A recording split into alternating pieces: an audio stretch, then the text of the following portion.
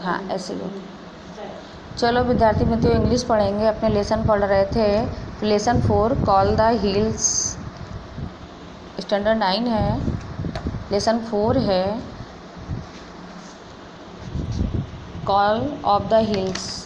तो यहाँ तक पेज नंबर आपका हो गया था 36। इसके बाद यहाँ पे आप आए, hill top the big yellow, hill big yellow sun was rising in the horizon. सूरज निकलने लगा और एकदम पीला पीला सा मौसम हो गया। She was overflowing with Joy and wondering.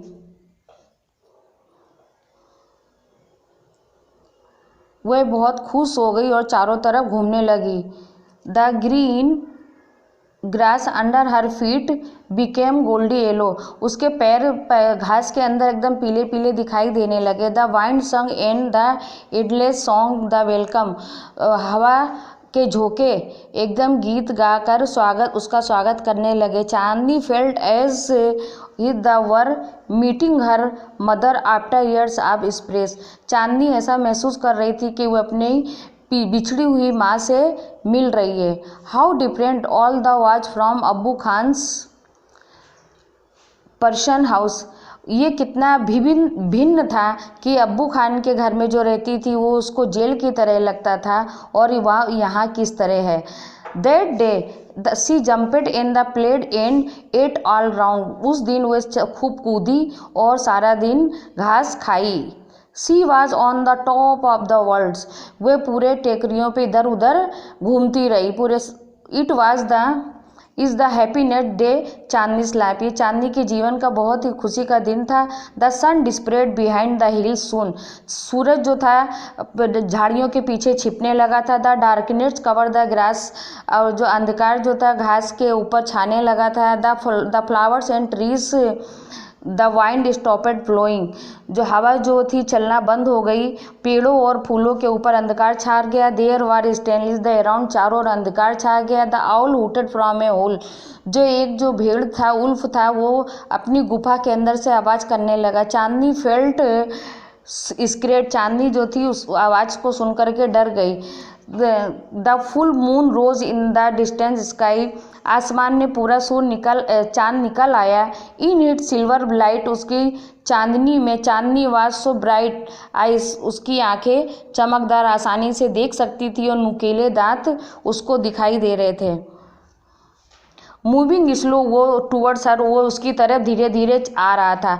The devil was not in a hurry. राक्षस जो था वह उसको जल्दी उतावल नहीं थी। हरी मीन्स उतावल। He knew that goat was also his food. वो जानता था कि दैट ये बकरी मेरा ही भोजन है। The wolf and the goat stroke their heads with the each other. Wolf और बकरी दोनों एक दूसरे को लड़ने के लिए तैयार थे। He was big and the furious bear was small but not weak. बकरी जो थी छोटी थी लेकिन वे डर नहीं रही थी। Chandni stood from on her leg. Chandni अपने पैरों के ऊपर खड़ी हो गई। And slide went the her strong horns aimed at the devil. उसने अपने सींगों से जोरदार उसके माथे पे प्रहार किया। She looked like a brave soldier. वह एक बहादुर सैनिक की तरह दिखाई दे रही थी और बहादुर सैनिक की तरह लड़ने के लिए अपने शत्रु से तैयार थी। She fought again I went through the head night. वह लड़ने के लिए वापस तैयार हो गई और सारी रात उसकी लड़ाई चलती रही। The moon began to grow pale the suddenly hid behind. सूरज जो था, चांद जो था वह छुप गया।